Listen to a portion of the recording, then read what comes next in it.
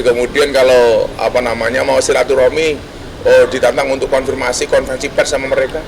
Lah untuk apa? Wong saya ketemu wartawan tiap ke Jakarta, kalian ketemu saya juga kan.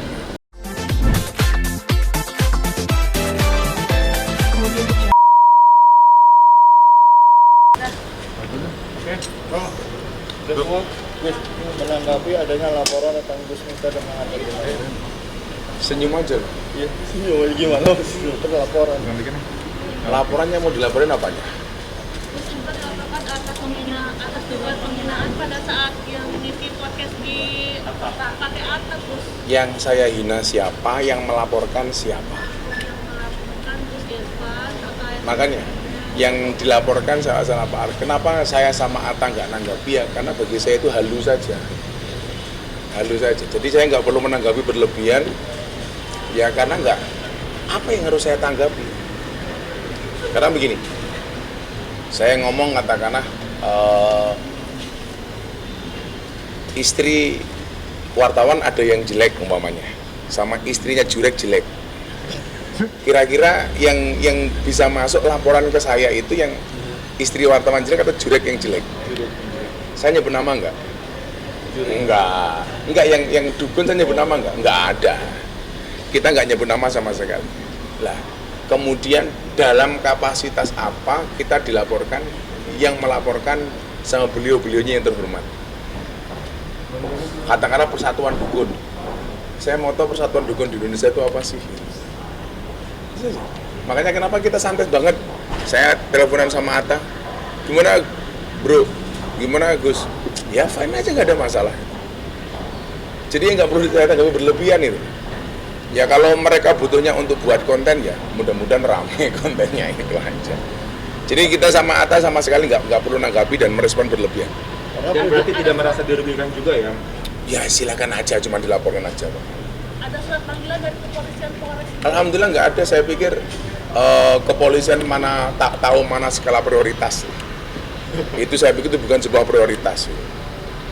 Lah makanya kalau saya pas pengajian ya tanggapi dengan guyon saja. Karena bagi saya ini ya lucu saja itu. Kita juga nggak perlu berlebihan, nggak perlu ditanggapi merespon berlebihan. Karena yang merasa dihina siapa, yang melaporkan siapa ini sudah nggak nyambung. Nggak nyambung. Jadi kalau saya sama Atta sampai hari ini ya nanggapinya flat saja. Gus terkait yang Gus bercanda, bisa kita bilang bercanda lah, ada di konten Gus bilang. Konten begini, orang kenapa dukun dipanggil paranormal? Karena yang datang orang abnormal, atau kenapa dipanggil orang pinter? Karena yang suan orang bodoh. Itu di Google sudah sejak sebelum dulu saya ngomong sudah ada. Di meme itu sejak saya belum ngomong sudah ada. Coba dicek.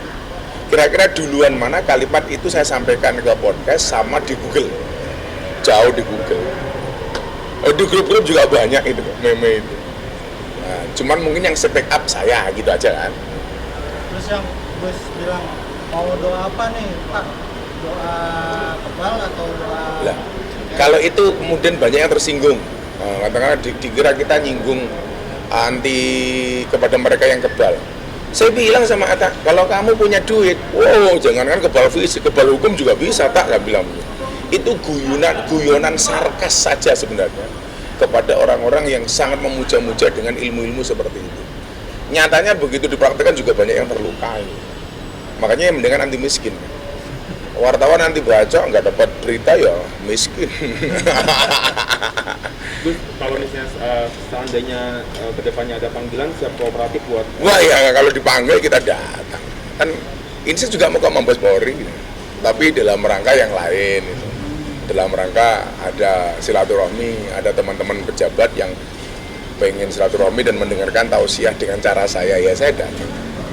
Jadi kalau dipanggil ya silakan. Tapi saya pikir kawan-kawan kita penyidik yang terhormat ini pasti tahu lah. Ini apakah memungkinkan untuk dipanggil atau seperti apa. Kan yang namanya orang laporan kan bisa ditindaklanjuti, bisa tidak. Tergantung materinya. Nah, kalau memang tidak masuk unsur ya entah apa kalau seandainya ya dipanggil ya kita datang, ngapain? Gus, Terus ada Firdaus kecewa. Enggak. Kecewa karena Saya itu dengan video juga nggak kenal kok. kecewa karena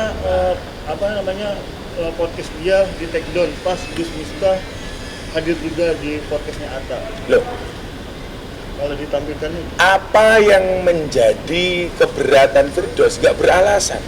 Saya posting sesuatu di medsos, apapun kontennya, mau saya lanjutkan atau saya take down, itu kan hak saya. Lagian saya mendengar dari Atta yang bersangkutan diundang juga dapat fee-nya kok gitu. Artinya saya dulu punya acara di TV, pihak TV kan juga punya wewenang apakah yang sudah kita tapping itu mau ditayangkan apa enggak, atau sudah ditayangkan kemudian di take down, kan ya sah-sah saja. Salahnya di mana? Kalau kemudian Atta, Gus ini mungkin konten kemarin kurang educated, makanya saya take down, ya haknya Atta kan yang punya wilayah itu Atta gitu. Dan saya mendukung itu gitu. Nggak ada yang serah dengan Atta. Tapi minta maaf, merasa bersalah mau minta maaf pasti atas omongan Gus yang di podcastnya Atta. Yang harus saya minta maaf yang mana? Yang mana? Saya sama sekali tidak menyebut nama orang. Dan sampai hari ini saya juga nggak tahu Persatuan Dukun itu apa. Yang mana itu? Persatuan Dukun Republik Indonesia PDRI kan juga nggak ada itu loh. Gus ada niat mau ketemu atau ngelaporin balik? Enggak. Untuk apa? Saya kalau niat ngelaporin balik nggak ada sama sekali. Kita kan biasa banget kayak gitu. Terus kemudian kalau mau silaturahmi, ditantang untuk konfirmasi konferensi pers sama mereka. Lah untuk apa? Wong saya ketemu wartawan tiap ke Jakarta, kalian ketemu saya juga kan. Jadi karena menurut kami itu nggak urgen, ya makanya nggak kami tanggapi secara berlebihan. Cuman lihat di TikTok, Gus Miftah sama Atta Halilintar dilaporkan ke polisi sama lawyer Persatuan Dukun. Ya kita doakan aja mudah-mudahan setelah laporan itu nama mereka dikenal masyarakat, dapat job, gitu saja. Tapi Atta ada cerita apa Gus setelah ya malah ini cuma gun-gun saja itu, gun-gun saja. Malah kemarin kita sebenarnya konten kita bikin podcast itu nggak banyak, karena yang banyak sebenarnya kita membicarakan tentang pondok pesantrennya. Lah itu lebih menarik. Atta sendiri dia nggak takut ngasih Gus? Sama sekali. Jadi kalau dipanggil bakal kooperatif? Ya kalau saya sama umpamanya sama Atta dipanggil ya kooperatif. Kita kan warga negara hukum yang baik. Ya coba dilihat aja kira-kira nalar nggak kalau seperti itu. Katakanlah begini, dukun yang merasa terhina gara-gara saya ngomong ada dukun yang istrinya jelek atau merongos, umpamanya. Kan saya nggak nyebut orang, nggak nuduh siapapun. Seumpamanya ada dukun namanya Jurek, dia datang, saya dikonfrontir. Gus, ini apakah menurut Anda istrinya dukun Jurek ini jelek? Cantik kok. Selesai nggak? Ya, selesai. Jelek sih bukan penghinaan Gus sendiri. Loh, yang saya hina siapa? Bahwa kan manusia sebenarnya dua, cantik dan jelek. Nah, ada dukun yang istrinya jelek walaupun dia punya pelet, kan begitu. Tapi saya nyebut nama enggak? Kan enggak. Yang benar itu dukun, cantik itu relatif, filter itu alternatif. Bukan cantik itu alternatif, dukun alternatif bukan, tapi filter alternatif. Di situ kan mereka melaporkan terkait ITE ya, dan ancamannya 4 tahun. Mungkin seperti apa? Itu ya ITE yang halu kan. Ya jadi nggak perlu saya tanggapi. Wong itu tanggap direspon sama polisi aja kita juga nggak tahu kan.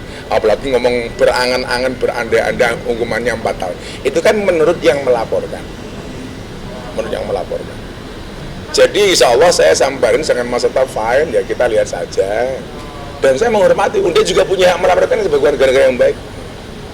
Ada pesan mungkin Gus buat Ya, ada yang mau disampaikan mungkin kepada pelapor si Daus. Kalau saya bahwa bangsa ini sudah terlalu banyak beban dan masalahnya, termasuk masalah-masalah ekonomi dan lain sebagainya. Nggak usahlah kemudian kita bodohi masyarakat dengan perilaku-perilaku yang sama sekali tidak edukatif, tidak mencerdaskan. Yuk sama-sama membangun bangsa ini dengan cara yang cerdas. Tentunya itu yang kita harapkan dari siapapun.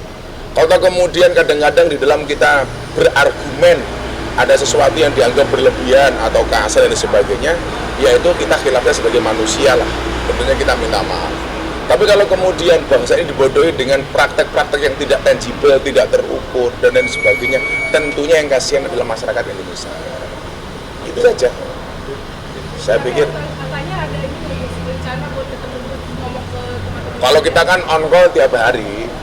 Kemarin terakhir dia insya Allah mau datang di acara saya di Okta Senayan di peluncuran parfumnya Santri besok tanggal 27 di Okta Senayan. Ada Torik, ada Mas Atta, ada Mas Arif Muhammad. Insya Allah justru saya ketemu besok tanggal 27 di Senayan. Thank you ya. Jadi iya kan siap.